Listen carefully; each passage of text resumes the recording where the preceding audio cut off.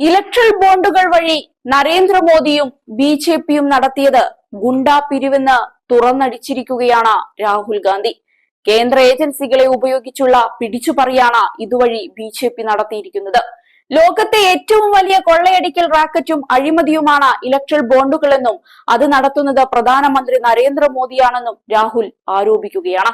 മുംബൈയിൽ ഭാരത് ജോഡോ ന്യായ് യാത്രയുടെ സമാപന റാലിക്ക് മുന്നോടിയായി നടത്തിയ വാർത്താ സമ്മേളനത്തിലാണ് രാഹുൽ കേന്ദ്ര സർക്കാരിനെതിരെ തുറന്നടിച്ചത്.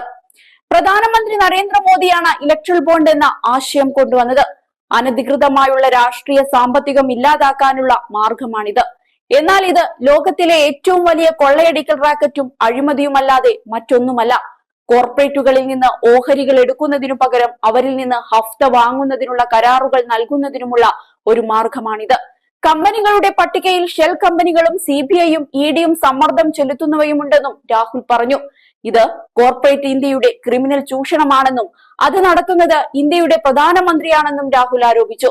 ബി.ജെ.പി സമാഹരിച്ച പണം രാജ്യത്തുടനീളമുള്ള സംസ്ഥാന സർക്കാരുകളെ അട്ടിമറിക്കാനാണ് ഉപയോഗിച്ചത്.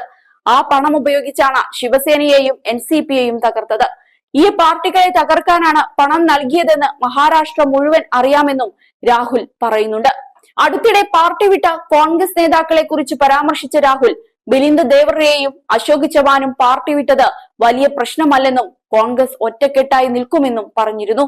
CBI, ED തുടങ്ങിയ ഏജൻസികളെ പരാമർശിച്ച രാഹുൽ ഈ ഏജൻസികൾ കൊള്ളയടിക്കലിലാണ് ഏർപ്പെട്ടിരിക്കുന്നതെന്നും അന്വേഷണത്തിലല്ലെന്നും പറയുന്നുണ്ട്. CBIയും EDയും ഇനി രാജ്യത്തിനു വേണ്ടി പ്രവർത്തിക്കില്ല. അവരെ ഉപയോഗിക്കുന്നത് ബി.ജെ.പി മാത്രമാണ്. ഈ ബി.ജെ.പി സർക്കാർ എന്നെങ്കിലും തോൽക്കുമെന്ന് ഏജൻസികൾ തിരിച്ചറിയണം. അപ്പോൾ ഈ ഏജൻസികൾക്കെതിരായ നടപടി സമാനതകളില്ലാത്തതായിരിക്കുമെന്നും രാഹുൽ കൂട്ടിച്ചേർത്തു. തെരഞ്ഞെടുപ്പ് അടുത്തിരിക്കെയാണ് രാഹുൽ മോദിക്കു നേരെ ഇത്തരത്തിൽ തുറന്നടിക്കുന്നത്. സത്യം പറഞ്ഞാൽ ബി.ജെ.പിയും അവർക്ക് കിട്ടിയ അവസരം പാഴാക്കാറില്ല. ഏതായാലും തെരഞ്ഞെടുപ്പിന് വളരെ കുറച്ചു നാളുകളെ ഇനിയുള്ളൂ. ഇതിനിടയിൽ പാർട്ടി പറഞ്ഞാൽ അമേഠിയിലും മത്സരിക്കാൻ തയ്യാറെന്ന് പറഞ്ഞ് രാഹുൽ ഗാന്ധി എത്തിയിരുന്നു. കേന്ദ്ര തെരഞ്ഞെടുപ്പ് സമിതിയും മല്ലികാർജുൻ ഖാർഗെയുടെ നേതൃത്വവുമാണ് തീരുമാനമെടുക്കേണ്ടത്. താൻ കോൺഗ്രസിന്റെ എളിയ പ്രവർത്തകനായ ശിപായി മാത്രമാണെന്നും രാഹുൽ താനയിൽ ജോഡോ യാത്രക്കിടയിൽ വെച്ച് പറഞ്ഞിരുന്നു. അതേസമയം വയനാട് പാർലമെന്റ് സീറ്റിൽ ബി.ജെ.പിയുടെ സഖ്യകക്ഷിയായ റിപ്പബ്ലിക്കൻ പാർട്ടി ഓഫ് ഇന്ത്യ സ്ഥാനാർത്ഥിയെ പ്രഖ്യാപിച്ചു.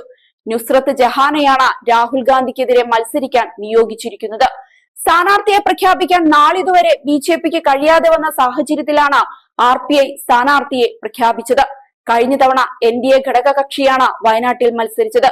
എന്നാൽ ഇക്കുറി തുഷാർ വെള്ളാപ്പള്ളി രാഹുൽ ഗാന്ധിക്കെതിരെ മത്സരിക്കാൻ തയ്യാറായിട്ടില്ല.